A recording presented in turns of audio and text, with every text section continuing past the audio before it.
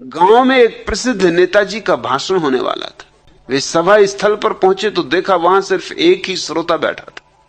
नेताजी ने उससे पूछा, अब क्या करना चाहिए? जैसा आप ठीक समझे, उसने उत्तर दिया, मैं एक मामूली किसान और ये जानता हूं कि जब मैं 20 गायों को चारा डालने जाता हूं और यदि वहां सिर्फ एक गाय भी हो तो मैं उसे बिना चारा दिए लौट नहीं आता। उसके उत्तर से प्रभावित हो नेताजी ने भाषण दिया। 1 घंटे बाद जब उनका धुआंधार भाषण समाप्त हुआ तो नेताजी ने ग्रामीण से पूछा, कहो भाई कैसा रहा? बहुत सुंदर, किसान बोला, लेकिन मैं तो एक मामूली किसान हूं और सिर्फ ये जानता हूं कि 20 गायों की जगह मुझे यदि एक गाय मिले तो मुझे उसको सबका चारा नहीं खिला देना चाहिए।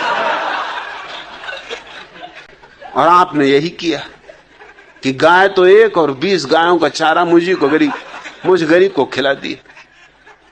बस भागी भागी तबीयत रही कि कब भागूं, मगर अकेला हूं, भाग भी नहीं सकता। अब आपकी आंखें भी मुझी पे गड़ी हुई, कई बहाने खोजे मगर कोई बहाना हाथ ना आए। अच्छा भी ना लगे कि अब अकेले आदमी मैं ही भाग जाऊं तो फिर भाषण कैसे चलेगा और नेताजी क्या सोचेंगे, बुरा इनके मन को ना लग जाए। मगर इतना कहता हूं कि आगे जरा ख्याल रखें, जब गाय एक हो तो 20 गाय का घास उसके सामने ना डालें।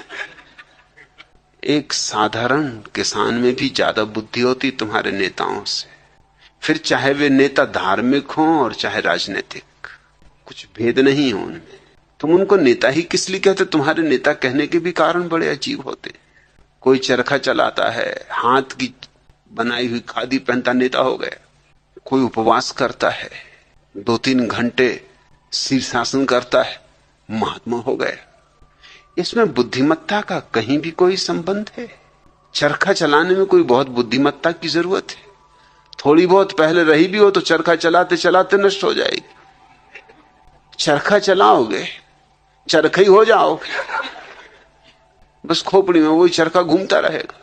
और कुछ तो और भी पहुंचे हुए तकली चला रहे हैं, बैठे बैठे तकली ही घुमाते रहते। लेकिन तुम्हारे धार्मिक नेताओं की जिंदगी में तुम जंग लगी पाओगे, और जितनी ज्यादा जंग चढ़ी हो उन पर उतने ही तुमको वो जचेंगे, क्योंकि तुम्हारी धारणाएं, तुम्हारी मान्यताएं। अब कोई आदमी खड़ा है 10 साल से, खड़े श्री बाबा हो गए। 10 साल से खड़े हो, इससे क्या प्रतिभा कर लेना देना है? दुनिया में कौन सा सौंदर्य बढ़ रहा है तुम्हारे खड़े होने से? कौन सी संपदा बढ़ रही, कौन सा सुख बढ़ रहा है, कौन सी शांति बढ़ रही? मगर भक्तगणों की भीड़ लगी हुई, भजन कीर्तन चल रहा है, क्योंकि खड़े श्री बाबा 10 साल से खड़े, 10 साल से नहीं 10,000 साल से खड़े हों। इनके खड़े होने से क्या होता है? ये खड़े खड़े ठूंठ हो गए हों तो भी क्या होता है? या कोई मौन हो गया,